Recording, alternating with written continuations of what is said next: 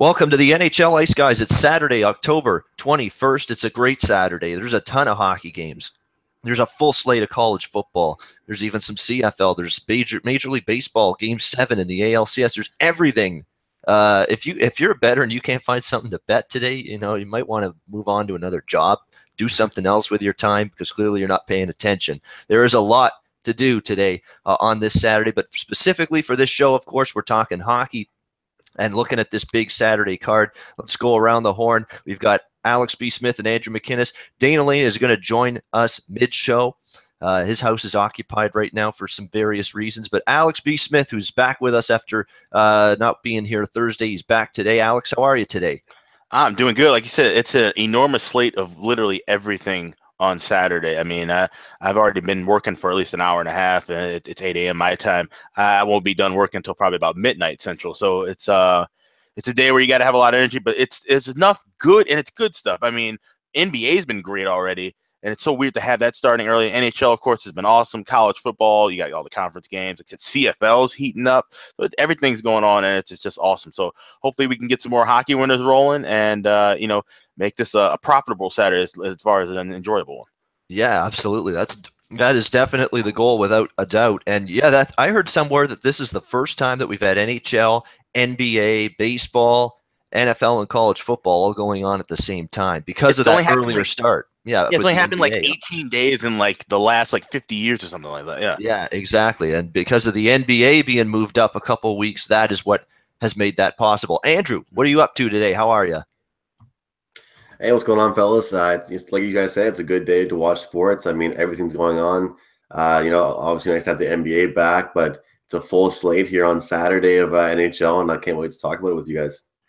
Thursday was a great show because we really got into some good rants, talking about players, teams we were not happy with, and we're going to try to do that more and more, give people a chance to vent some rage and blow off some steam with various teams and players in the NHL. Dana was able to do that with the Boston Bruins today, and I did this, and I knew I was going to do this coming into the show. I'm going to give my friend here, Andrew, the floor here to vent about his pathetic, embarrassing, humiliating, and just flat out dead in the dirt right now Montreal Canadiens. I mean, I cannot believe what we're seeing from this team. I actually still picked them as a playoff team, to be honest, this season, just because they had Carey Price still. Was worried about their goal scoring, worried a little about their defense. But, hey, you got Carey Price back there. You should still, even though you're going to decline, I think, this year, and they have, I still thought, hey, this is still a playoff team. I'm starting to worry about that right now. I mean, this has just been an absolute free fall, a train that's headed off the cliff right now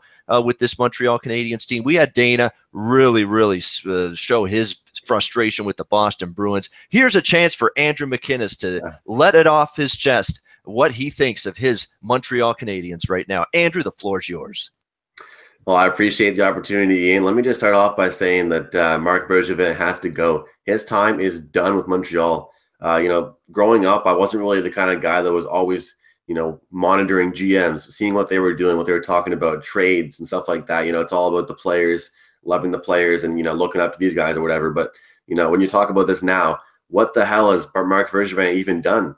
He literally, like you mentioned a couple weeks ago, Ian, this guy traded away all of our defensemen who I saw a stat yesterday. Max Pacioretty, 73% of his goals were mostly on the power play as well, were fed from him from either PK Subban or a player like it was Markov, so defenseman.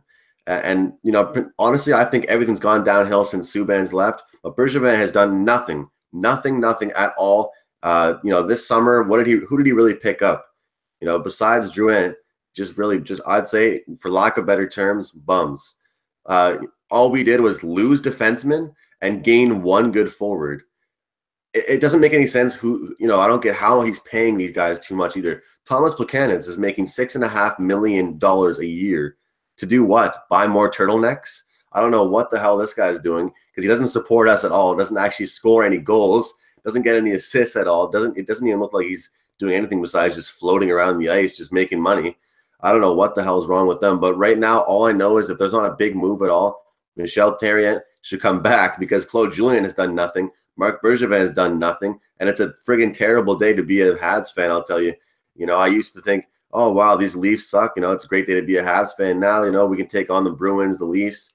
Even Carey Price, I'll have to say he's not doing his best, but if they can't get the puck out of their own end defensively, there's no chance they're going to score goals either. But they don't have any depth. Paul Byron, I mean, when Lehkonen is one of your top players last year, as he's one of your top centers, that's not a quality team, Ian. There's no depth on this team. Brendan Gallagher is nothing but really just a work hard player. This is an entire full team of just third liners, in my opinion, and it's pissing me off every single day to see it. At least Pacioretty can get a couple goals in for me, but no, he doesn't seem like he's capable of doing that, even though apparently he worked all summer long. I hate hearing players say that they worked all summer long and they trained together, this and that. Then they come up and they're averaging, this team can't even put up 2.5 goals a game. It's a disgrace. It's an absolute disgrace. And, I could go on all day picking on certain players, but, one thing I'll end my little spiel with here is Paul Byron. I like him a lot. I think he should be getting paid a lot more than he is. Friggin' Andrew Shaw is getting paid like $6 million a year. He got his ass kicked by Kevin Bieksa last night, and he can barely even skate as well. So, it's just this is a team of third liners, Ian. Where are the All-Stars? I've heard there's the little bit of a trade in the making right now with the Islanders, Avs, and the Canadiens. But unless Marc Bergevin finds a way to pull a rabbit out of the hat, this guy's getting canned sometime soon. Well, he's lost any reason now for throwing anyone under the bus. I mean, he can't do that anymore. You can't go through another coach. It's on you at some point. And again, this is just a team that is, the Radulov, not getting rid of him is a problem. Subban, that's not what people have liked or taken to by any stretch of the imagination. That was not good. A well-liked guy, PK Subban, and now he's gone. That's an issue. And the thing is, too, with this team, struggling to score goals, we know that was going to be an issue. But this is a complete, on a nightly basis, Barnum and Bailey circus act in front of Carey Price with this defense core. This defense core is not really that good. Carl Alsner's been a disappointment. Jordy Ben can't play defense in Pee-wee hockey, it seems, these days, let alone the NHL. It's just not good whatsoever. I mean, other than Weber and Petrie's okay, but there's not a whole lot there. And Mete is going to be maybe good in time, but he's still young. He's still learning. He's not going to be great right away. I mean, this is just a very poor blue line, much poorer than Montreal's had in the past. At least they could rely on a solid defense and Price. Now the solid defense is crumbling, and poor Price is even struggling here. I mean, Price hasn't even been on his A game. I mean, he's not absolved of blame.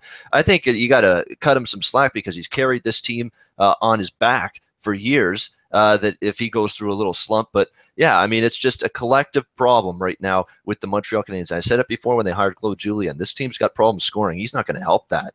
I mean, he's a guy that preaches get back, get back, get back, get back all the time. Don't be creative. Don't, freelance. Don't wheel the puck up the ice. Don't try to make these little give and go plays. That's not a Claude Julien thing to do. You're likely to, if you do a drop pass, to get benched by Claude Julien. He's that strict sometimes when it comes to offensive creativity. And I just felt good coach, really good. Like defensively, if you are a bad defensive hockey team, he's absolutely the guy you call in to bring in there, Claude Julien, to be the coach, to fix that end of the ice. But when you're struggling to score goals, I don't see how he's the answer. And I've got to love what Andrew said about Thomas Plekanec. This guy's completely and utterly useless in a lot of games to me. You don't even notice him. You can't even find him with a telescope half the time on the ice. It's, and he wears those do you think you look cool with those turtlenecks, Thomas Plekanec? Really? You think you look chic? You think you look cool? You think you look slick? No, turtlenecks are not cool. Turtlenecks get you beat up, get the snot kicked out of you in elementary school if you go to recess with a turtleneck there. Mommy gives you a little turtleneck. Basically, your head's now caved into the cement after that. I mean, that's basically what's going on if you want to wear something like that. I'm not the turtleneck guy. That to me is ridiculous. He's, I mean, come on. Does he really honestly think he's a cool looking NHL player wearing something like that? But hey, he's losing everywhere right now, Plekanec. You're not playing well on the ice. You're overpaid. And now you don't even look good as a hockey player. You look like a complete tool, complete asshat wearing a turtleneck. So there's nothing going well in his life right now, or the lives of the Montreal Canadiens players, coaches, or their fans right now. I mean, it's just been one, Twitter rant after another from all the Montreal Canadiens fans I know on there that are not happy with that team. But great job by Andrew getting that off his chest. We got to get rolling onto this Saturday card because it's a monster card. We're going to start with 51-52, top of the card. Nashville Predators taking on the New York Rangers. We've got the Rangers about -110 to -115, home favorite. Some Nashville money's coming in right now as we speak, pushing that line down. The total sitting at 5.5 in this hockey game, pretty much across the board. 5.5 is what we are seeing. It's an interesting game. I'll tell you what, it's a tough game for me because I don't want any part of the Rangers. They just find ways to lose. Saw it against the Islanders in a shootout. Saw it against Pittsburgh. Had a lead. Pittsburgh ties it in the last few seconds. Just, they find a way to lose games. That's what's happening. That's not a team I trust right now. I'm not fond of Nashville on the road, though. They did beat Philadelphia, much to my chagrin, as a best bet loss on the Flyers the other night. 1-0. Flyers had chances, couldn't put the puck in. I give Nashville credit, but not a great performance on the road. They did get outshot in that game, even though they won. So I don't love Nashville on the road. I certainly don't want this Rangers team. Maybe an under in this game, 5.5. Nashville's scoring's dropped off a little bit on the road. They don't score as many goals. They're not as freewheeling as they are at home in Music City, or at least that's what the early season trend has been so far. And the Rangers, they're talking again. We've got to play better defense. We got to play better defense. It hasn't exactly shown up yet. Didn't show up against Pittsburgh. Didn't show up against the Islanders. They still gave up goals. Henrik Lundqvist still looked a little shaky. The defense in front of him still gave the puck away a few times, just positionally not good in their own end. But maybe this is the chance for them to dumb it down a little bit. They're really talking about we got to really focus on take care of our own end, and then let things go, basically happen from there. So I'll lean under 5.5 in this game. I don't love it very much, but it's the first game of the board. It's 12:35 puck drop Eastern time. Everyone's going to be antsy to get an opinion on the early game of the day. So I'd still take Nashville over the Rangers, and I'd lean a little bit, probably like the total a bit more, lean a little bit to the under. We've got 53-54 Edmonton, Philadelphia, the other afternoon, early Saturday matinee start at 1 o'clock Eastern, 10 a.m. on the West Coast. Philadelphia -120, home favorite, total 5.5, shaded to the under here in this game. Oilers finally breaking their losing streak with an overtime win the other night against the Edmonton Oilers. But I'm not sure that's a sign they're back on track, because you look at the two Edmonton wins. Connor McDavid has a hat trick in one against Calgary, first game of the season. Assists both goals against Chicago, including a lovely goal the other night in that game against the Blackhawks. Fantastic goal there. But boy, Connor McDavid's been in on every goal in every Edmonton Oilers win. This supporting cast has got to get going for the Oilers. They've just have to. I mean, it's too much on McDavid's plate. They're already without now Draisaitl. That's a problem. Good win for the Oilers. I sometimes like backing teams coming off a win that snaps a losing streak, but I like this Philadelphia team quite a bit, and don't underestimate the power of this start time. It's a 1 o'clock start. Philly's used to this. They've played a lot of these Saturday home afternoon games in the past. Edmonton is not. And because I've still got some issues with Edmonton, I'm going to go Philadelphia here. It's going to be one of my smaller plays. Certainly not my best bet today. But I'm going to go back to that Philadelphia well one more time, -120, rotation 54, and see if the Flyers can take advantage of this spot, the situation, and the fact that Edmonton, really outside of McDavid's, not really doing a whole lot offensively. Andrew's got an opinion on this Flyers-Oilers game. Andrew, what are you looking at here in this game? What are you on? Yeah, Ian, I'm on the total of this game. I'm going to take the over 5.5 goals. I've been impressed with Philadelphia, the way they've been scoring, pretty much their depth and stuff like that. I think they have a lot more to bring to the table than we really thought so this year. And it all started with that opening night game. But I think this game's going to be a track meet. Like you said, Edmonton's not used to these afternoon games. I don't think Philadelphia is going to be too rattled by it. And I think they're going to open up with plenty of goals. I would even look to take an over 1.5 goals in that first period. I am leaning Philadelphia as well. But it's not only because of the star power that Philadelphia brings on offense these days, and Edmonton is expected to bring sometimes, but I'm looking at mostly just the weak defensive core that I'm used to seeing from this Edmonton Oilers team. I mean, that's just my new way of thinking about this Edmonton team. It's not about the skillful Connor McDavid anymore. It's just about this Edmonton defense that can't get the puck out of their own end to save their life. There could be a beach ball in the crease, and all these guys couldn't just swipe the puck away. It doesn't make any sense. I think the Oilers are going to be a team that's going to be known for putting for just allowing goals, no matter how good their goaltending is going to be, strictly because they're reliant on their forwards to come back and back and back and back and play defense way too much, which is, in my opinion, what's preventing them from scoring goals and preventing them from putting up those numbers. But I think today is going to be one of those afternoon games, unlike the Nashville game, that it does get a little messy, does get a little bit grimy, and it's going to be a couple, tap-in goals, not really the most skillful goals, but I think it's going to be one of those battle games where it could end up being a 4-3 game, 5-4 kind of game. So that's what I'm looking for this game, guys.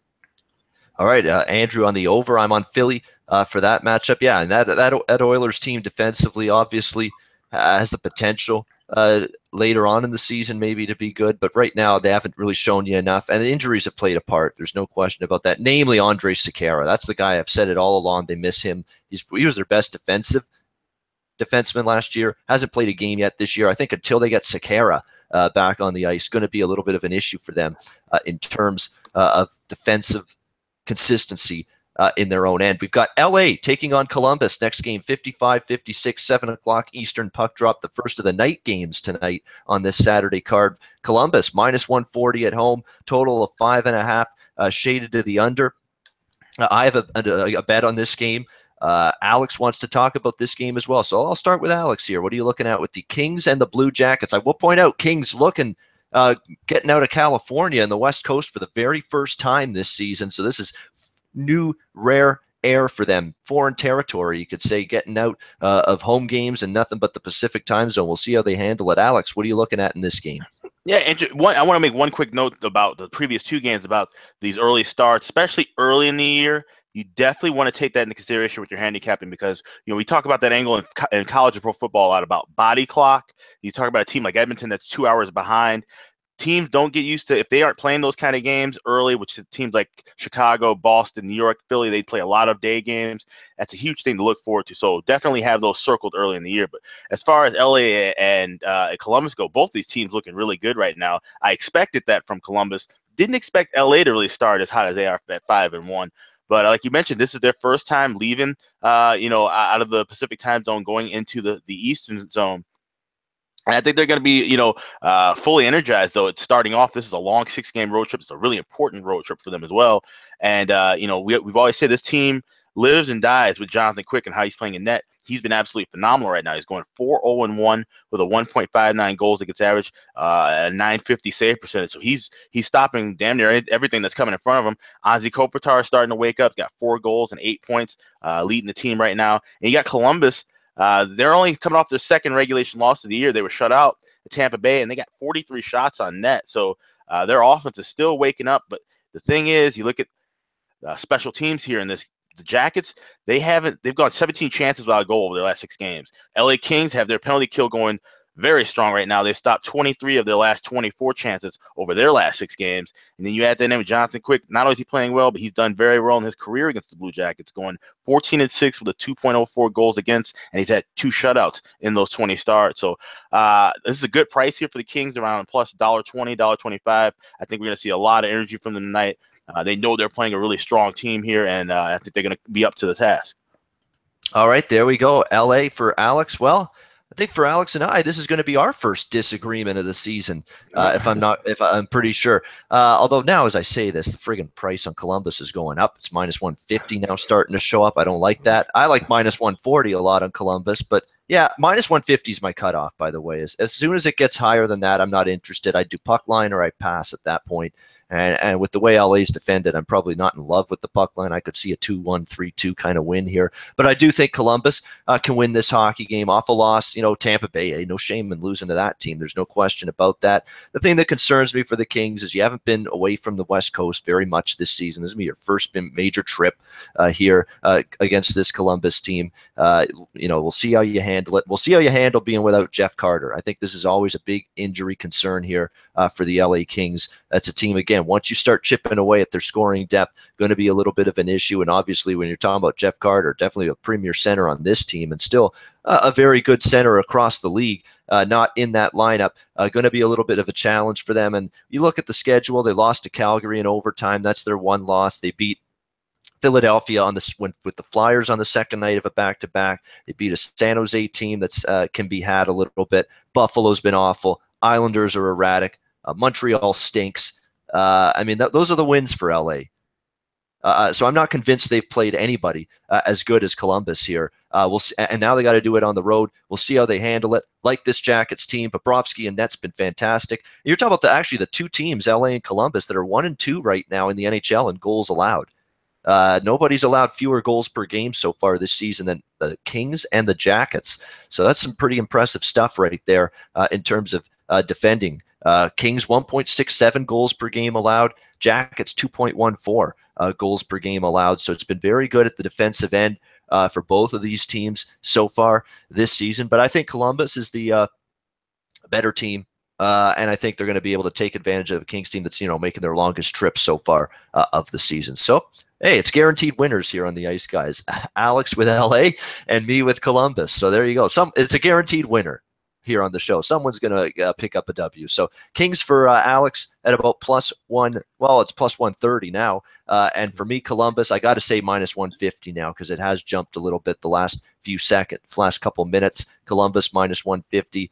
For me, LA +130 for Alex. We've got San Jose Islanders 57-58. No line on this game. Back-to-back situation for San Jose as their trip to the East Coast continues after a win against New Jersey. Now the shoe's on the other foot. San Jose took advantage of a New Jersey team in a tough spot last night, shut them out 3-0. Devils off that overtime comeback win against Ottawa. Certainly didn't play their best game. In fact, that was easily New Jersey's worst game of the season last night in that game against San Jose. Now the shoe's on the other foot. San Jose's playing second night of back-to-back here against this Islanders team.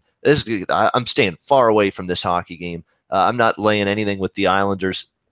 I still don't love this team by any stretch. Fortunate to beat the Rangers. And the Rangers really came after the Islanders in that third period. They tied the game. They could have won it. Hanging on for dear life. Gave up a ton of shots to that Rangers team. I'm not enamored with the Islanders, but again, San Jose is another team I'm not enamored with. Yeah, good on them for taking advantage of Jersey in a tough spot last night.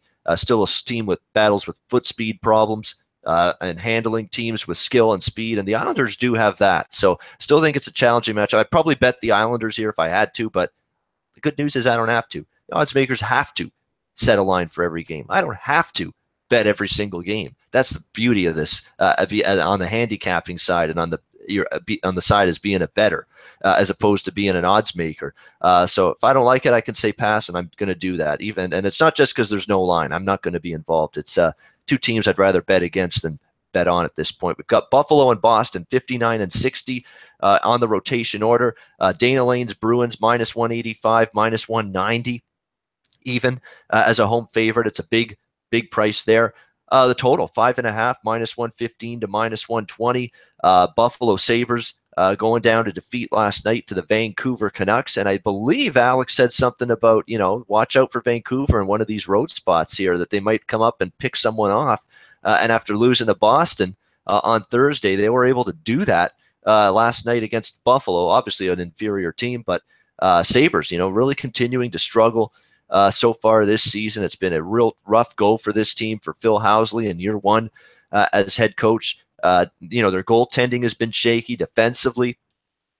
It's been a little bit of a problem for them as well. And even last night, generating scoring chances was a bit of an issue for them against that Vancouver team. And again, unfortunately, when it comes to the Boston Bruins, what are you going to get from them night in, night out? I mean, Dana had an epic rant about it on Thursday. He doesn't get involved much with Bruin games because he's just not sure what you're going to see on a nightly basis. And that's a great point. You really aren't sure what you're going to get from Boston. I'm staying far away from laying -190 with them here in this hockey game. The question is, can you get to the Sabres here, playing a second night of back-to-backs, team struggling mightily. 1-4 on the road this season is Buffalo. Still just the one win overall, 1-7. That's definitely a concern for me. Not enough to like with Buffalo right now for me to take them as I always like making a case for a really big dog like this. I don't know if this is one dog yet I can make a case for until I see a better performance. Again, we're talking about a one-win hockey team that has struggled in their own zone to defend, that has not really gotten some of these other players outside of Pominville and Eichel to chip in for them offensively. That's been a problem for Buffalo. The goaltending, Leonard, Johnson, needs to be a little bit better as well. So it's a game that I'm probably going to stay away from. Maybe over the total, because I said Boston over is going to be something worth looking at this season. Boston is 4-2 to the over this season. Buffalo's 5-2 to the over this season. So you got two teams trending over the total. If I bet that game, it's probably what I'm looking at. I'm looking over 5.5, minus 115, minus 120 in that range. Always a good rivalry here. Next up on the docket, Battle of Ontario, rivalry game. Rotation 61-62, Toronto Maple Leafs, Ottawa Senators. Toronto about a minus 115, slight road favorite. Total 6 shaded to the over at minus 120. Leafs continue to keep on keeping on. Just the one loss on the season, 6 wins. In fact, I think, as I know, going into yesterday, they were the number 1 team in the NHL standings wise in terms of points, and believe it is still that way. 12 points for this Leafs team, just been absolutely sensational. Outside of the one loss to Jersey, Jersey's the only team to beat this Toronto Maple Leafs team so far this season. We know how lethal and potent this offense is. There's no question about that. They have been absolutely fantastic. It's just a question of, in terms of just how far they can go in terms of being that team that with the potential to come out of the East, because now you see Keith Jones and Milbury the other night on the NBC Sports Network broadcast saying they're right there with Tampa and Pittsburgh. It's a team that can come out of the East here, this Toronto team. And so far, though, the way they've played, you can't necessarily blame them for having that opinion. They've been good. Still think at the trade deadline, this Leafs team's going to have to maybe try to get some depth on defense, get another stay-at-home defenseman, help them out there. The defense is still maybe the chink in their armor right now. But it's a very minor chink. I mean, they've still got good defensemen. The Hainsey addition was nice. Maybe just for depth, you want to add somebody. The goaltending with Anderson's fine. They can score on all 4 lines. So there's a lot to like. And suddenly, there's a lot to dislike with Ottawa. I mean, the last 2 games, terrible losses. Shut out by Vancouver at home. Cough up a 4-2 lead in the third period in New Jersey. Come all the way back to beat the Sens 5-4 in overtime. That made Alex B. Smith happy. It's a best bet winner with the Devils. That made me happy. I was also on New Jersey in that game. Comeback victory. New Jersey at that price is always going to be somewhat interesting until they show signs that, hey, this start's a fluke. And so far, they haven't shown that. They've been very good. Ottawa, though, terrible loss. Guy Boucher, and you're supposed to be able to rely on this 1-3-1 system with a 2-goal lead in the third period. That's the stunning part, the shocking part of that loss. And it just weren't able to hold up. And New Jersey pelted damn near close to 50 shots on goal. That did not sit well at all with Guy Boucher. He's talking about we got to be better. We got to respect the game defensively is the term he used after the loss to New Jersey. They better damn well respect the defensive game tonight with the high-scoring juggernaut Leafs coming in here. This will be a good one. And I know Alex B. Smith, he's involved in it. So, Alex, what are you looking at here in the Battle of Ontario?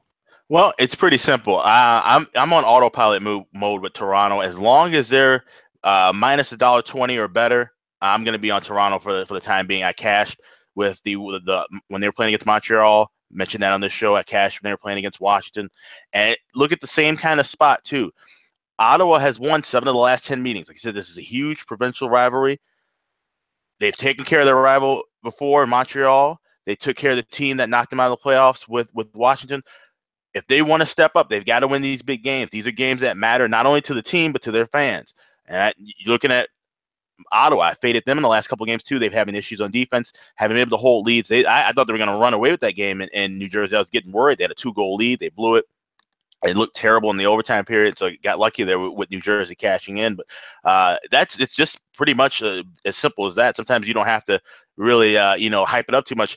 This is a good Toronto team to play on at a decent price, and this is a team in Ottawa that's worth fading right now. So I'm on the Maple Leafs. Yeah, it's a very troubling loss for a team that preaches, hey, Guy Boucher, 1-3-1, we got a lead, we dumb it down, we ratchet it up, and we just put up a brick wall defensively and in goal, and it did not happen for Ottawa Thursday night against the New Jersey Devils, allowing the Devils to come back in that hockey game. We've got Dana Lane with us now. He said he'd join us mid-show. We're going to bring him in here. Dana, we are at the Toronto-Ottawa game right now. We just finished talking about that one. Any of the games from Nashville Rangers on the rotation order, Dana, to Toronto and Ottawa that we have talked about that you have an opinion on, the floor is yours now to talk about it, Dana. So what are you looking at from that first swatch of games on the Saturday NHL card? Yeah, thanks for having me on, guys. I apologize for my late arrival. What happens in my house, my wife is so good that she teaches kids in China, and then I get on and teach people how to bet. So you know who's the good one and who's the one that needs some work. Um, the first game on the schedule I wanted to talk about, and they are two early games, so obviously we want to get them out of the way because they will start early. The Rangers and the Nashville Predators this morning. You can find us at $5 at minus $1.05.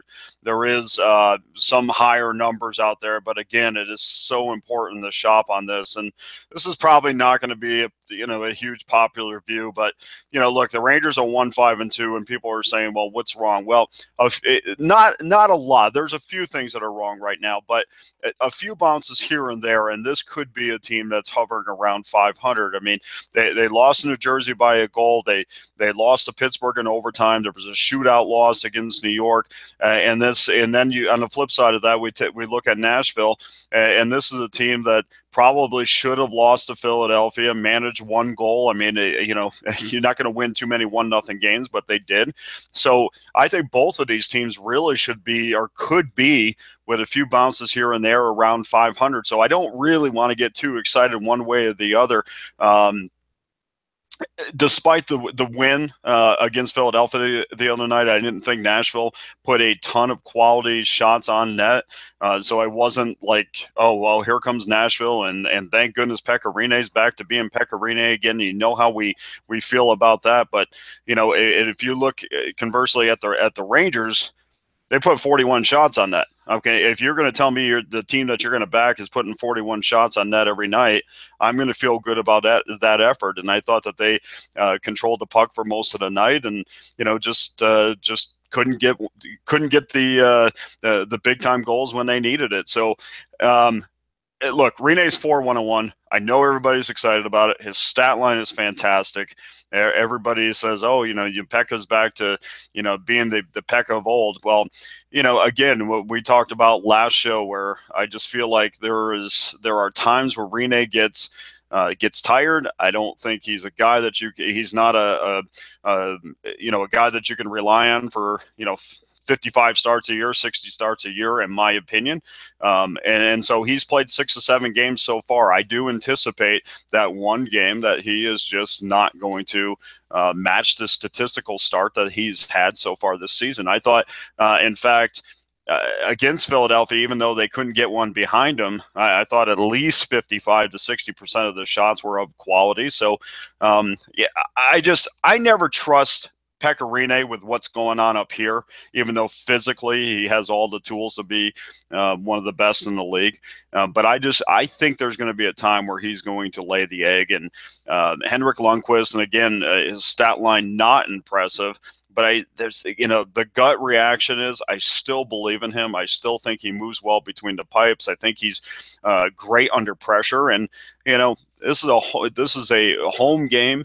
An afternoon home game where the pressure will be great. So I'm going to go one more time back to the Rangers and one more time against Nashville. I like the price at $1.05. I think everybody in the world is on Nashville today. I like to be against the world, so we're going with the Rangers minus $1.05 over Nashville. Edmonton and Philadelphia. Of course, if I feel that way about the previous game, I'm going to have some thoughts on this one as well, because there's 4 teams that I watched fairly closely over the last couple of days or so. We all know about the Draisaitl injury, so obviously, people are, the first reaction by the public is, one of the best players in the NHL is out, so we're going to bet against them. Well, if you look at this Philadelphia Flyer team, I mean, they are certainly contending with some injuries right now. Wayne Simmons is going to be a game-time decision, and this is a guy that's got 7 points in 7 games. So you take him out of the lineup and replace him with a Konechny on the second line. I just don't think, not only are you not physically getting the same player, but you're not putting the same type of player with the same offensive gifts in that same spot as well. Simmons is a high-energy guy. I don't think Konechny is that. So I think there's, again, we talk about line dynamics and team dynamics when you change lines up. I think that really affects I think that affects the whole team. So you might be looking at a second line with Jordan or with Wheel and Lear out. You might be looking at a second line with Weiss and Filppula and Konechny. That's not a second line that really excites me. And honestly, if you look at Connor McDavid now, he's starting to absolutely heat up. His numbers are good against Philadelphia, and right behind him is Ryan Nugent-Hopkins, who his stat line may not be fantastic, but I mean, he does so many great little things that a lot of people don't notice that are not quantified statistically. I think he's quietly having probably so far his best start that he's had, and I love them up the middle with McDavid and Nugent Hopkins up the middle. I think that's where their strength is. I think they're getting stronger up the middle. So for me today, we're going to go with Edmonton plus the $1.07 against Philadelphia, and then the Rangers minus $1.05 against Nashville to start. All right, Dana's on Rangers against Nashville, Edmonton against Philadelphia, trying to build off a big win against Chicago. We'll see if they do that. It's an interesting game to look into for sure, because you got a situation where you've got Edmonton looking to build some momentum, build some confidence, and then on the flip side, you've got this Philadelphia team trying to bounce back as well from that loss against Nashville. Early start. We'll see if the Oilers are still able to get it done, but there's Dana. So that's it between that and the Toronto-Ottawa game. That's what you got. Just those two? Just those two, and then my last game will be at Columbus and LA. All right, very good. Toronto-Ottawa, Alex talked about that. I don't know if I'm going to get back to the Toronto over. It's 6 minus 120. All I hear from Ottawa is defend. We got to do that tonight. We got to be better doing that. So I'm a little bit less excited, I guess you could say, about the over tonight, but I am going to be on Toronto again because I've just got issues with Ottawa right now until they show me what they can do defensively. And the last two games, not great. And again, shut out by Vancouver at home and then blow a 2-goal lead in the third to Jersey, not good.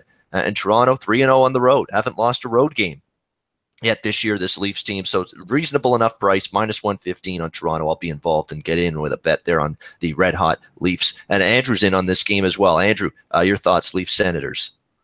Yeah, Ian, might as well make it the three of us. I'm on the Leafs as well. I think this is going to be an absolute track meet. I know you understand that you're saying that you think it's going to, they're going to try and be more defensive and stuff like that. But, guys, honestly, it might be an unpopular opinion, but perfect example is on last episode, Dana and I going head-to-head there, I decided to take a shot with Ottawa on the under in that game, and it ended up flying over the total. And, I really do think, guys, that this team is becoming an over team, whether it's allowing too many goals or somehow putting up a 6-0 game against Vancouver. I think this is the identity that Ottawa is taking on. And, other people might think otherwise, that there's still that 1-3-1 defensive team, but I'm not seeing it. And I think tonight in the Battle of Ontario, Hockey Night in Canada, we're going to see Ottawa try and compete in this track meet with Toronto, and it's going to be utter embarrassing. It's going to be dreadful to watch. And you see that happen in the NBA so far this season so far, like last night against the Golden State Warriors, where certain teams you got to play 5-on-5 against. You can't run the fast break. You can't be breakaway after breakaway, and that's what's going to be like tonight. And with the star power that the Leafs have, I think the obvious choice in this is the Leafs and the over. I'm not really scared at all by the 6. I think this will just be a goal fest, in my opinion. I think we will see some good goaltending, but from the way I see it, is that there's not going to be too much neutral zone defense. It's going to be just head-to-head matchups and quick line changes and lots of energy from both sides. I love Mike Babcock's response to the media saying it to him in the press conference yesterday. What do you think about your team now being listed as favorites in some sports books to win the Stanley Cup? He says, that's just fluff. And I like the response, well, that's just fluff there. And, that's not something we're focused on. I love the Babcock voice. It's just about making the playoffs. And so let's focus on that. Let's try to do that by winning our next game against Ottawa so we can become a better hockey team. So, that's where our focus is. He just basically blew it right off there. That doesn't matter right now. It's a white noise. Good. That's why Babcock's great. He knows. He was sure. Yep. He was sure more than willing to take on that fluff last year when they got knocked out by the Capitals and everybody was telling him how great he was. He sure liked it last year. Yes, he did. Yeah, exactly. I guess he picks and chooses when he wants the fluff to come his way. Yeah, exactly. Well, I guess when you start throwing out here favorites to win the Stanley Cup, that's going to bother any coach on October 21st. It's like, slow down a little bit. Slow down here. Well, let me see them beat Columbus first, and then I'll grant them the favorites in the East, because I think Columbus is a better team right now. Columbus is there. I mean, Columbus is a team that I've definitely got some excitement about for sure. Yeah, I mean, and I'm on them tonight. So there you go. It tells you what I think about Columbus. All right, Pittsburgh, Toronto, 63-64. We just saw a line pop up here. -160 on Pittsburgh, total 6.5. How about that? 6.5 total with the Penguins and the Lightning. And I believe they played once already this season, and that game did indeed fly over the total. And Tampa Bay scoring, Pittsburgh scoring. Pittsburgh's giving it up too. Look at Matt Murray, .896 save percentage. That's not Matt Murray like whatsoever. And we may not even see Matt Murray tonight here in this hockey game. They got an overtime win against Florida last night, 4-3. I had over the total of 6 in that game, the Penguins and Panthers last night. So that was good, a result there. Again, this is right now a situation where Pittsburgh's going to be able to, be a threat offensively every single night. And it's been that way this year, last year, 2 years ago, even before that. That's the way it is. They can score. But defensively, they're not locked in right now. They're clearly not. And Matt Murray's not playing at a high level at this point in time here for the Pittsburgh Penguins. That's a concern. Now, we might see Antti Niemi tonight, actually, because it's the second night of a back-to-back. And if there's one guy that might even play worse than Murray has been, it's Antti Niemi. So that could be even worse here for the Tampa Bay Lightning tonight. I love this Tampa team. They're playing great hockey. How about the way they just shut down this Columbus team? I like Columbus. Dana said he liked Columbus, and Tampa Bay just picks them apart and just leaves them desolate. They're 2-0. Now, they did get heavily outshot in that game. It's worth noting. But, hey, big part of the story this season for Tampa's been the play of Andrei Vasilevsky, who's clearly taken to the #1 role now that he's got it. He knows it's his team in between the pipes with Ben Bishop out of there now in Dallas. So, and it's as a result, you're seeing a confident goalie playing well every single night. And what is it with New Jersey? New Jersey's the only team to hand Toronto a loss this season. They're one of only 2 teams to hand Tampa Bay a loss this season. So, it's weird how that works, but, that's only one of Tampa's 2 losses, playing good hockey. I like the depth of this team up front. Pittsburgh on the second night of a back-to-back. They've been in that spot twice this season. Pittsburgh got shelled, remember it, by Chicago, 10-1, second night of a back-to-back. They played at Tampa after playing in Washington the night before. They lost that game 5-4. So the last time they played Tampa, they were also in a second night of back-to-backs, just like they are here. I'm not going to lay -160, but if I had to, I'd look to the Tampa side. Tough spot for Pittsburgh here in this game. It has been an overfest with these 2 teams. Look at the last, 8 of the last 9 have gone over the total. 8-1 to the over last 9 meetings between the Lightning and the Penguins. 5-4 earlier this season. We had 5-2, 6-2, 4-3 last year. All of them 7 goals or more. You can see why this total 6.5. No question about it. The Dana Lane saying Niemi is probable. Look at that, 20, and he says 22, 3-1 to the over. That's why it's a 6.5 here. And it's been 7 goals since the start of last season, at 7 or more in every game. So again, that's hard. It's value in the number technically on the surface to look under, but not with the way these 2, they just go up and down the ice. They really do. You're gonna need good goaltending on both sides. Yeah, you may get it from Vasilevsky. That's going to be the one fly in the ointment for betting an over at 6.5. Vasilevsky's been great, but you may not get much goaltending in the Pittsburgh crease tonight, especially with Niemi in there. So it's a tough one. It's a high total, but still a leap of faith, in my opinion, to go with the under in that game.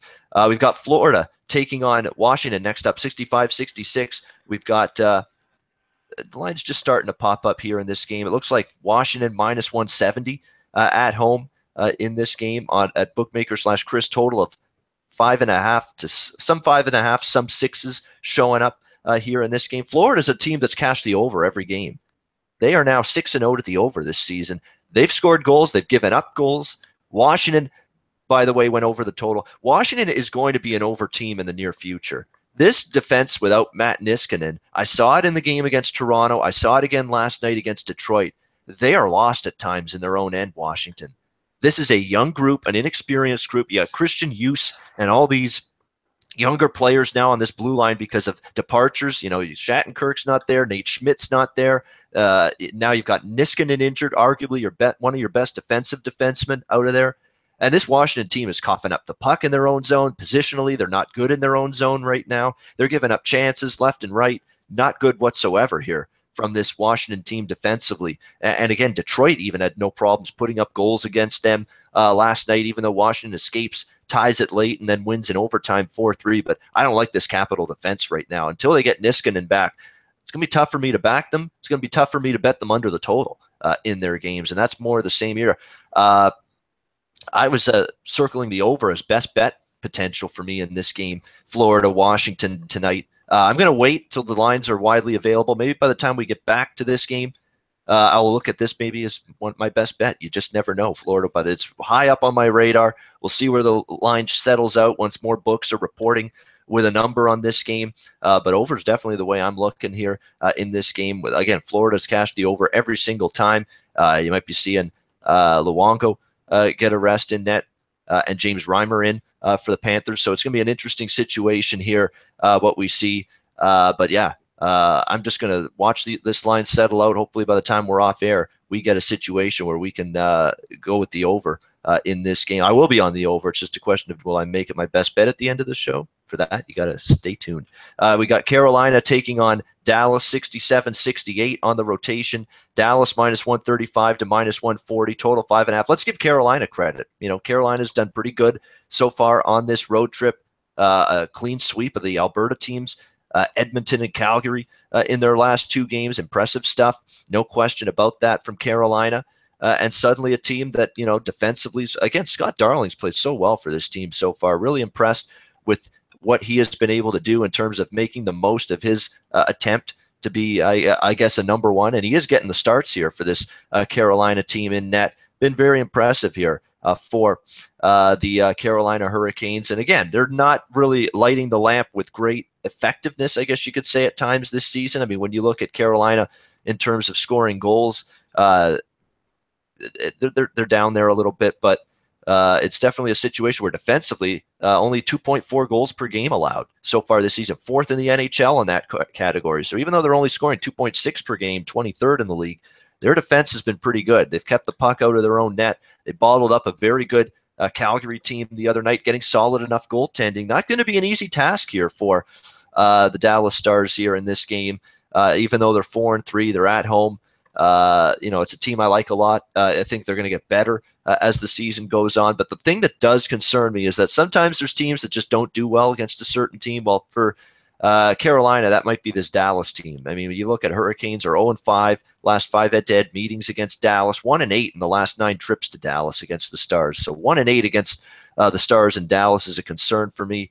And after 2 big wins on the road, against Edmonton and Calgary as this road trip continues. We'll see if they can keep it up. But Dallas is starting to figure it out. I mean, they've got 3 straight wins, albeit they haven't beaten anybody, to be honest. They beat Colorado and 2 against a struggling Arizona team. So that's not something that you can pump your chest about and thump your chest and say, look at us, look at us. No, you're going to be facing a little bit of a better hockey team here in this game. Interesting game, but I still think at some point this team's going to turn into a bit more of a defensive team, because that's Hitchcock's going to preach that. You haven't exactly seen it shine yet for Dallas in terms of their defensive play, but I think you might see it here in this spot, especially coming off a wild 5-4 game that didn't sit well with Captain Kangaroo, as I like to call him, Ken Hitchcock, because he looks like the guy that played him way back when in the day in the Gene Wild, I don't know what his name was, but it was a guy that played Captain Kangaroo kids show, and that's Ken Hitchcock there, Mr. Green Jeans. Remember that character, Mr. Green Jeans? Yeah, that's exactly what Ken Hitchcock reminds me of. Captain Kangaroo. It looks like a spitting image of the guy. But I think you're going to get this team defensively improving as it goes. So I'm going to go under the total, lean under here in this game, 5.5. I'll probably actually take a chunk of that. I like the way Carolina's playing defensively right now. 5.5 under in this game at about minus 110. We've got Chicago and Arizona. Now, we're going to hear from Alex B. Smith. We're not keeping his trap shut when it comes to the Blackhawks. 69-70, minus 165 road favorite here for Chicago, total of 5.5. It's Arizona, that to me, they just can't get out of their own way.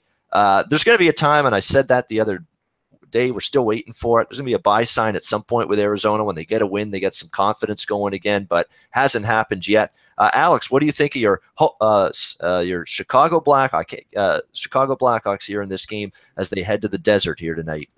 Well, I didn't get to go, talk on the show Thursday, but I was really, really upset at how, the Hawks have been playing lately. They just looked absolutely lazy. I mean, I get, they've played some good teams. They looked good early, but now the defensive issues and even their offense, it's just they start off really, really slow, which is something we've seen from them off and on over the last couple of years. But now it's gotten to a worrisome level. But I think things could be corrected here against Arizona. It's a team that they've always shown up and played really tough, especially in Arizona. There's a lot of Chicago transplants that live in that Arizona area, so the crowd is mostly pro Blackhawk, and I think that'll be a good sign for them. Arizona, of course, having issues in net. I guess they're still rolling with Aiden Hill or Louis Domingue. Either one of those guys, I don't think are anything decent. So I think this Hawks team will have a chance to finally get some things tightened up a little bit offensively. This is a game, I'm not going to be playing on this game, but I do think that this will be a game where the Hawks can turn things around and get off to a good foot on that West Coast trip. All right, so not playing it, but again, we get like to hear Alex and his thoughts on the Blackhawks. That's his team. That's his favorite team. Is from that area, originally from that area, even though he's living in Minnesota now. So always good to see what Alex thinks about the Blackhawks. Dana, you said there was a game you still needed to get to with you. Which one was that again? Columbus, Los Angeles. We actually already talked about that one. Oh, did we? Okay. Sorry. Yeah, so this is a good time because, I've been talking a lot the last few minutes. We'll get Dana in right now with Columbus, LA, since we already went over that game. Dana, what are you looking at with the Kings and Jackets? Actually, you know what? If you're, is it a side or total? It's a side. All right, so you're going to be a tiebreaker here because Alex likes LA. I like Columbus. What's Dana like? Well, I just want to tell you, Alex, and I apologize because I know that the Blackhawks certainly and their fans will override the Coyote fans. My condolences when Vegas goes to Chicago and overrides your fan base. So that's going to happen. I do apologize for that because we are Vegas strong, and we are the amount of bandwagon jumpers onto this 5-1 start are coming from everywhere, but. Honestly, look, $1.35 is not really what I want to be laying on a typical basis, but I really love. I mean, my power ratings don't come out until after 10 games. I always put them out in like 10-game increments because I want to see them against various types of teams. There's no reason to put a power ranking out after 3. But if I were to put one out right now, Columbus would certainly be on top of my list. They were shut out 2-0 against Tampa Bay on Thursday. 0 for 3 on the power play, have not played well. Their special teams unit has not played well this season. But one thing about championship teams, if you're that high on these on a particular team, they are almost, money every single time off of a loss. And let's not forget, if you watch the last 2 periods of this, they completely dominated Tampa Bay. There was no doubt who was the better of the 2 teams over the last couple periods. In fact, they outshot Tampa Bay 33-8 over the last 2 periods. So the results don't always indicate how good a team is versus another team. It's a nice start for Los Angeles for sure. Jeff Carter's out of the lineup with a leg injury. That not only is he's not a guy that's going to provide a ton of offense or hasn't provided a ton of offense, but he is a big body out of the lineup down the middle. So also Boom Jenner might be coming back for Columbus as well. That's kind of a game time decision, but he adds some size and some versatility to your lineup. And again, we don't go crazy when a new player comes in and is added to the lineup, but with their power play being as bad as it is, it can't help but to get better with his addition. So I do like Columbus minus $1.35. It is not my best bet tonight, but certainly in my top 3. There you go, Columbus. And, unfortunately, we're getting a worse price now, minus 150 up to then. And like I say, that's my cutoff, minus 150. If I get mine too. Much higher than that, I'm not going to like it as much, that's for sure. But apparently there's some Jackets love, and a lot of people like this Jackets team, and a lot of people, as Dana said, that off a loss, the good teams off a loss, the Pittsburghs, Washington's over the years, teams like that off a loss, I always like to back them. Columbus here fits that mold. A game against Tampa that, yeah, they lost, but hey, they played well enough to win. Definitely in terms of chances generated. Yeah. I was just going to say, too, that must have just shot up because I looked at that no less than 15, 20 minutes ago before I got on it. There is still minus.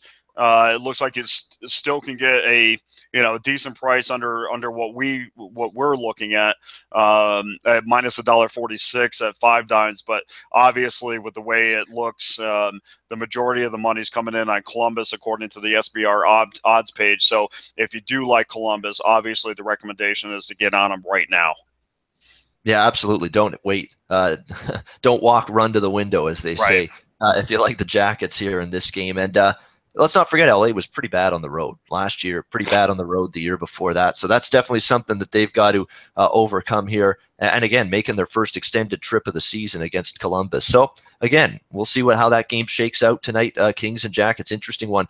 All right, let's pick up where we left off. We've got 2 games left on this loaded Saturday card. It's a monster one. It always is on a Saturday. That's actually a monster card every day we do this show. Saturday, Tuesday, Thursday, always busy slates on the NHL ice. Minnesota, Calgary, 71-72. We've got Calgary minus 155, home favorite, total of 6 in this game. And I believe Minnesota, yes, they're another team, Minnesota, like Florida, and some of these other teams where every game's gone over the total. And it's been a very, very troubling, worrisome start defensively for Minnesota. Not very good. Penalty killing, not very good. Goaltending from Devin Dubnyk, not what you would expect from him, not what he's done in the past. And scoring, okay, but the defensive play is really what's tailed off here for this Minnesota team. I would think that there's a chance you'll see Alex Stalock tonight in net for the Minnesota Wild, taking on this Calgary team as they look to bounce back from a shutout loss here to the Carolina Hurricanes the other night. A great defensive performance by Carolina, but can Minnesota bring that same defensive performance right now the way they're struggling in their own zone? That remains to be seen. That's got to be the reason why we're seeing a total of 6, because you don't usually see 6 with Calgary all that much, but you're seeing it because Minnesota's gone over. There's starting to be an adjustment. And as much as we say the odds makers, have no clue in hockey and don't pay attention, you're getting a 6 now with this Minnesota team in this game with the total. I think partially because they've gone over every game. The defense has struggled, as I mentioned. So we'll see if they're able to shore it up. They're off another disappointing game last night against the Winnipeg Jets, losing that one. Now they play second night of back-to-backs here in Calgary. I don't want Minnesota struggling, not playing well. But second night of back-to-backs, Calgary off a home shutout loss. That's a good bet on spot, in my opinion, for Calgary. Again, it's priced too high. I'm not going to lay minus 155, but I'll lean Flames. If you can digest it, and willing to lay that kind of price and want to play Calgary, I certainly wouldn't talk you out of it. But it's just a little bit too much juice for me, but I'll lean to the Calgary side in that game. Minus 155 is the number there. And Alex has got an opinion here and a thought on this Wild Flames game. He's also, he's a Minnesota guy now because that's where he's residing. He sees this Wild team up close and personal. He gets everybody in his ear probably when they're struggling, and he hears about it left and right from all his buddies there in the town that, hey, what's going on with the Wild here? And he's on top of them as well, just like the Blackhawks. Alex, what do you think here with Minnie in Calgary? Well, you touched on it perfectly with the defense. I mean, it's just been absolutely terrible. And for them to lose a game that really, means something, a divisional game last night, and have to bounce back and travel and play in Calgary is a tough spot. I was hoping to see, a little bit closer of a near pick and price. And I think we might see it drop a little bit. But if Calgary drops down to maybe the 125, 130 range, if some money does come in on Minnesota, I would look at it that way. But Alex Stalock is expected to start tonight. We haven't had a full confirmation, but he's used to playing this Flames team. But of course, he was part of the San Jose Sharks for a while. He is 1-2-2 in 6 starts against Calgary with a 2.61 goals against and a 887 save percentage. So that's not really good numbers. And if the defense already in front of him is not doing too well, I can see where Calgary might be a team to look for. So maybe possibly playing this on the puck line with the Flames. Yeah, exactly. I wouldn't argue with that. I think that's a good value bet, actually. I'd forego the money line and go Calgary buck line here minus 1.5 at a great plus price. I think this is a really tough spot for a reeling Minnesota team a little bit, especially at the defensive end of the ice. They're just 1-3 on the season too. I mean, Minnesota just not playing great hockey. Calgary, I think, off the shutout loss brings it here. And Flames, yeah, that could be your value. Your big plus price value bet of the night, a Flames puck line at -1.5 there in that one. And we wrap it up with Dana's hometown, Las Vegas Golden Knights hosting the St. Louis Blues. And look at Vegas with their hot start, drawing a little money. St. Louis opened -150, 55 in that range. Now they're down to -135 and -140. So some Vegas Golden Knights money trickling in this morning. The total 5.5 shaded a bit to the over at -115. And because, sometimes we just designate teams for certain people to talk about, we're going to give Dana the floor here because he's in Las Vegas. He's close to the team. He's inside. It just knows everything about. He's been in on the ground floor of this team from when the time Bill Foley placed the application, I guess you could say, to get this team to Las Vegas as an expansion franchise. He was in on that. He's trying to get the marketing for this team at some point early on when it was just in its development stages. He's had his ear to the ground when it comes to the Las Vegas Golden Knights. So Dana, we'll start with you in this game. Blues and the Golden Knights. Can the Las Vegas strong, incredible run for this expansion franchise in year one, can it continue for one more night here? Well, there's no doubt that it can continue, and it's a very easy formula. It's a simple formula. You play good defense. You play a very simple game. You clog up the neutral zone, which they've done quite a bit, and they do have some speed on this team. It's a lot more speed than I think a lot of people thought.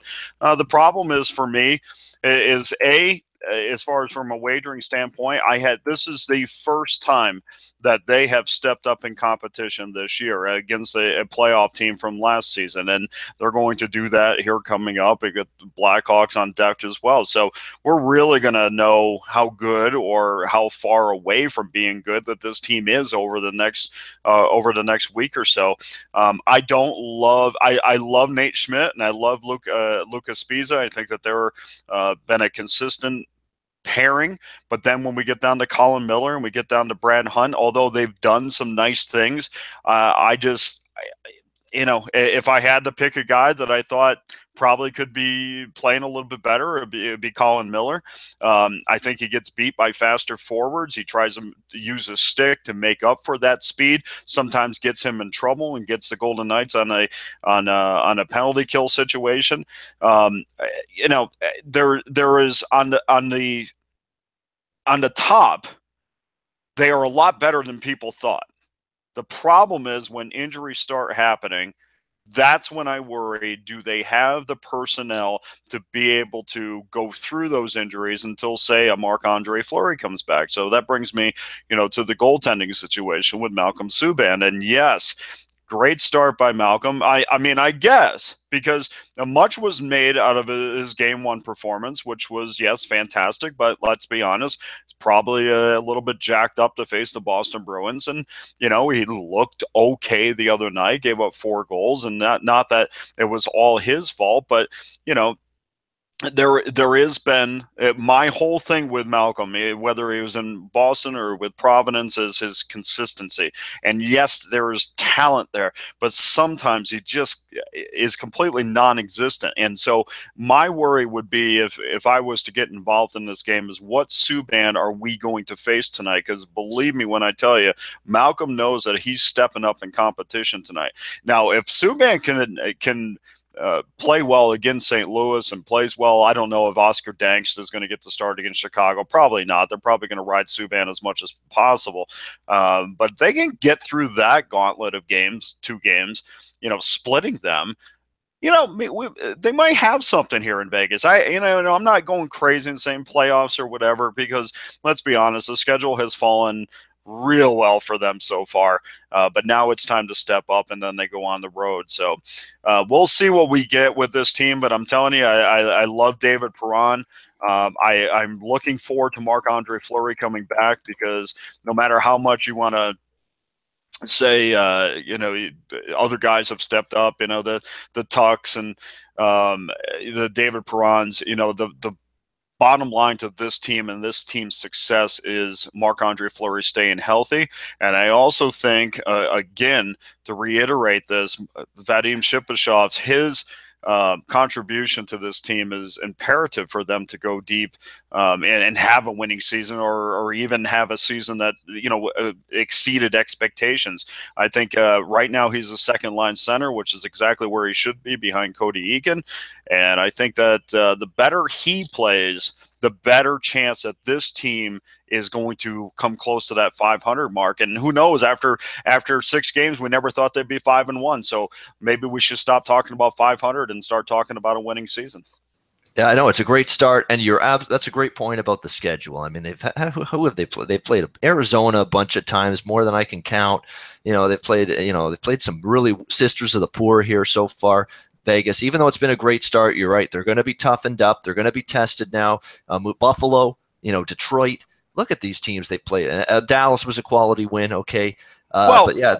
I will tell you this, Ian. I mean, let's not forget that Dallas was a quality win, but let's also remember what was going on at the time here in the start of the season. I mean, it was a very somber mood. It basically sucked the wind out of the Stars and the crowd, and there was kind of this love affair with Vegas. And the more Vegas wins, the less love affair that's going to be. Although we will never forget the victims, but in that particular game, it was kind of a let's hug, and there wasn't that drive to put the foot on the throat to beat this team. And let's not forget, Dallas did have a 1-0 lead in that game, and kind of blew that late, and James Neal scored 2 late goals to beat him.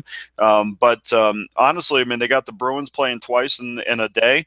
They got the Buffalo Sabres, who's been struggling. Detroit exploited them with their speed, and they played Arizona twice. The good thing for the Knights is they're going to play the Coyotes more times than anybody else this year. So that's good news for them. But now is a step up in competition, and that worries me. So I'll be at the game, but I won't be involved in it.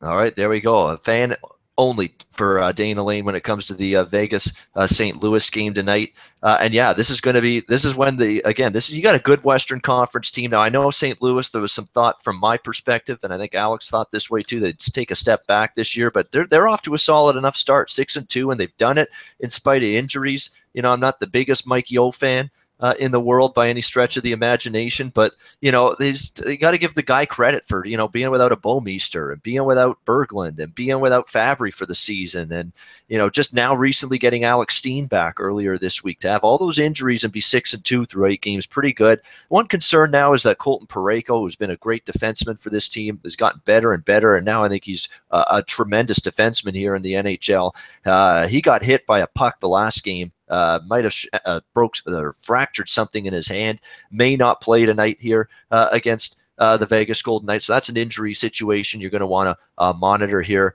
for this hockey game going into it. And I said it in the chat just now, and I'll say it here. Until I see Vegas, slip up, especially when they're getting a price like this at home, and they'll always be fired up to play in front of the T-Mobile Arena faithful. I'll lean Vegas here just because, plus 120, they don't know they're supposed to hit a speed bump at some point yet, and they're not playing like it. So until we see them hit that speed bump, and it could be tonight, they're playing them. There's a step up in class, good St. Louis team, but you're still getting a decent price on them here in spite of that. Plus 120, I'll probably get there with Vegas in some form. It's going to be a small play, not one of my favorite plays today for sure, but Vegas plus 120, something I think that I'll be looking at. And hey, if they get if the step up in class here against a good Blues team that's 6-2, it's too much for them to handle, so be it. But the Vegas, again, every night they're bringing you that hard work ethic. You never know how these teams coming to Vegas for the first time going to handle it, going to react to it, and how are they going to perform on the ice. We've seen some major duds so far for teams coming in to play here in Vegas. Arizona had one on that first night, but they were in a buzzsaw. We know Boston was absolutely abysmal when they played here in Vegas. So, it's still a question mark. What do you get from these road teams invading Sin City for the very first time? And that's what St. Louis is encountering here. Alex B. Smith, what's your thought on this late night game? Oh, yeah, one quick note, and Danny, you mentioned about Malcolm Subban, his start, having, obviously being fired up to play against his old team.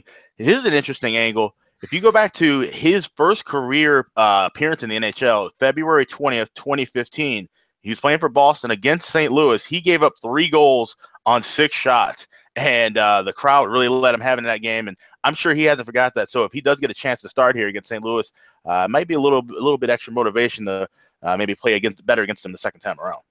Yeah, Alex Tuck's played really well, and there's a team now that you're starting to see them get tested a little bit from a depth perspective with injuries. I mean, Eric Howell is out, Jonathan Marchessault is out as well for this Vegas team. So, now you're starting to see, can this team still manage to win games, be competitive, be strong with the injury bug starting to hit? And a guy like Alex Tuck has certainly helped them out and withstand some of these injuries since he's been recalled. He's been pretty good.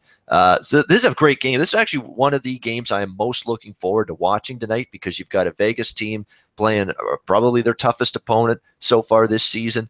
We'll see how they do handle it. But I'll tell you what, if they lose, it's just because they're flat out St. Louis played better. I would, because one thing this Vegas team has done is given you that hard effort, hard work ethic every night with Gerard Gallant. And I think that's going to continue. And that's given them a lot of wins so far. Now, as they step up in class, we'll see if it continues. Look at the schedule coming up, though. They got Chicago coming into Vegas on Tuesday, Colorado Friday, then that monster road trip, 6-game East Coast swing. They got Islanders, Rangers, Boston, Ottawa, Toronto, and Montreal. So that's a really good test for Vegas, going on the road, going to the East, late October, early November. It's going to be a key portion of this schedule. If they get out of that road trip, let's say they go, 2-1 their last 3 games here at home before that road trip, and then if they can somehow go, 3-3 even on the road trip, then we might have to start thinking, maybe Vegas is onto something. Maybe they can compete for a postseason spot this year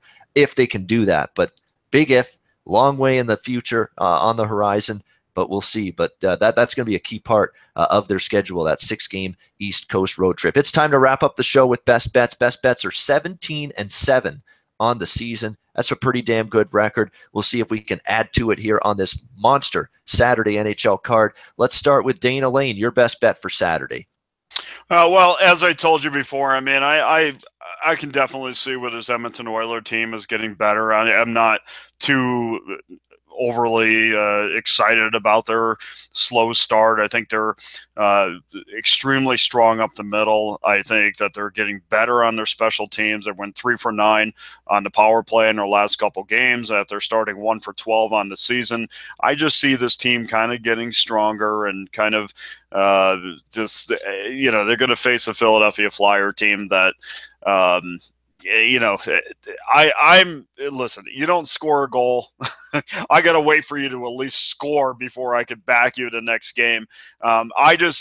Listen, we're not going to ever say that what Edmonton is what their record is right now. They're certainly not a 2-4 team. But I just feel like the strength and the momentum is with the Edmonton Oilers. And I think that they're a much better hockey team than Philadelphia right now. And I think they're going to flex their muscles today, and you're getting a plus price. You're not going to get a plus price with Edmonton for very much longer. So grab it while you can. All right, Edmonton Oilers, best bet for Dana Lane. And it is. This, based on where these teams were expected to be prior to the season, this is a very interesting line for sure. Based on current form, it's not so interesting because Flyers have been the better team so far this season. But is this going to continue that way for Philadelphia in the good direction? And is it going to continue this way for Edmonton in the not so good direction? That remains to be seen. But Dana's saying that Oilers ride that momentum of that much needed losing streak, snapping victory against Chicago the other night to another victory here today against the Philadelphia Flyers. So Edmonton's his best bet. Andrew McInnis, your best bet for this monster card on this Saturday.